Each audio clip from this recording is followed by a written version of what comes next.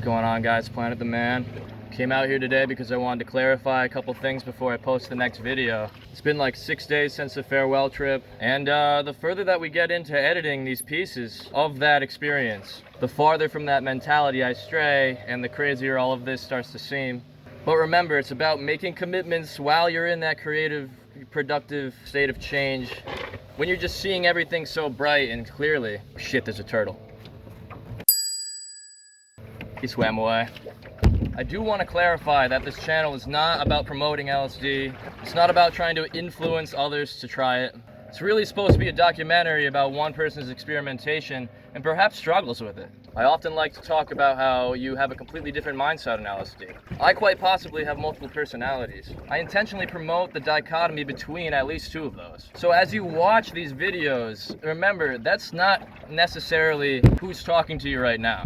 My intention is that we explore these altered states of consciousness from the most objective and scientific standpoint possible.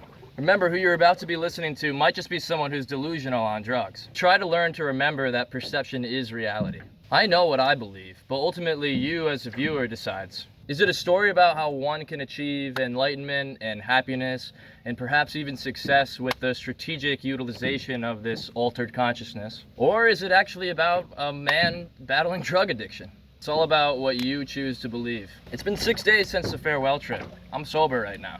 And as we let time go on, we'll see just what happens to me. I want to see how it affects the music, how it affects my productivity. We're gonna go through this together, and I'm pretty excited about this journey that we're just starting to embark on. Let me show the boater here.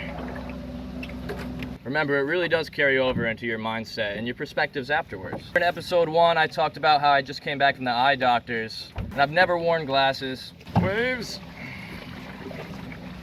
Those guys probably do think I'm tripping. Anyways, my vision's not perfect. I see out of one eye. I have to try to see out of that one eye. And apparently my glasses are coming in today. Remember, this is something that I never would have agreed to prior to this feeling like I can change myself and I can try to improve what I'm doing. I don't know why I was so stubborn about not wearing them before and not trying to see in that HD that the doctor was explaining to me. This might be the last time that you see me not wearing them. When I'm not wearing sunglasses, that is. I'm coming for the hair next. But yeah, keep those things in mind while we dive further into this trip, into the rest of the videos in general. It's me in a radically altered state of consciousness. It's someone that I'm constantly trying to learn from.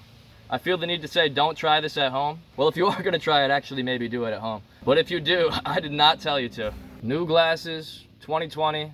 See clearly, people, I've been screaming this. 2020, see clearly. Oh, that's probably fucking good. I remember telling my friends the very first time, I have people who can vouch for this. Before I went to bed, this is the key to creative productivity, man. Like, I was just in utter shock for weeks, actually. I was just, why did no one show me this shit sooner? This is the key to creative productivity. I kept saying that because it's true. It's very true. And I don't want to say it's a vice. I really don't, because I don't believe it is. Let's look at it like a chart, right? For years, I was just mellow, depressed, barely doing anything, not really coming up with anything that I wanted to show people, never doing any visual art. Suddenly I try this stuff, I start painting, I start writing poetry, a lot of it. I start getting into photography. I start becoming interested in crafts and educational channels and, woodworking and metalworking and what can you do with your hands? How can you be more earthy? And perhaps most importantly, I started realizing that I wanted to make music that I want people to listen to. Now, I sober up. It takes a while to sober up. That's the point. Let's go on a tangent that's gonna bring us back around real quick. We're at that grad party, right?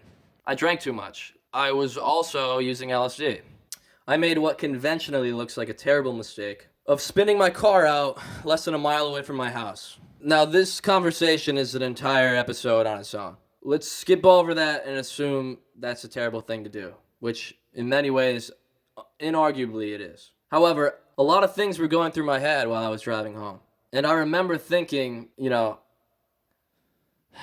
a mindset thing, right? There's stress, anxiety in your life. It's probably not the best time to be influencing yourself unless you're expecting a lot of change to be incurred. Because on this stuff, you're inspired to want to make that change happen as quick as possible. Now, at this time, I was feeling suffocated by friends that seemingly weren't trying to be as productive as I was trying to be, as I am trying to be. I still had a job where I had to travel an hour back up to Yukon every week. I didn't have a job lined up and I had just graduated. And this puts a lot of stress on you because, I'm putting gas in my car. I'm supposed to be paying insurance for my car. I don't want to be relying on my parents. I hate relying on my parents. I hate feeling obligated to going to social situations. So, when I very lightly spun out, my guitar was in the back, it didn't even get untuned. But my car was pretty damaged and I had a flat tire.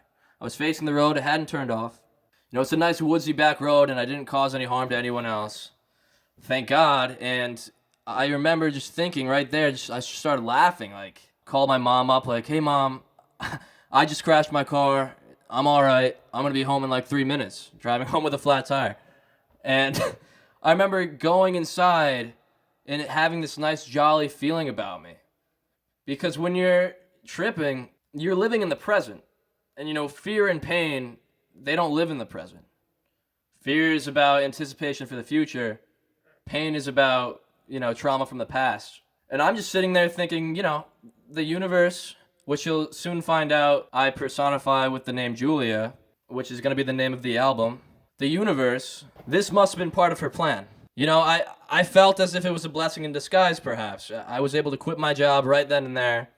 I was able to get rid of all my social obligations. Because now it's oops, sorry, I don't have a car. I can't get there.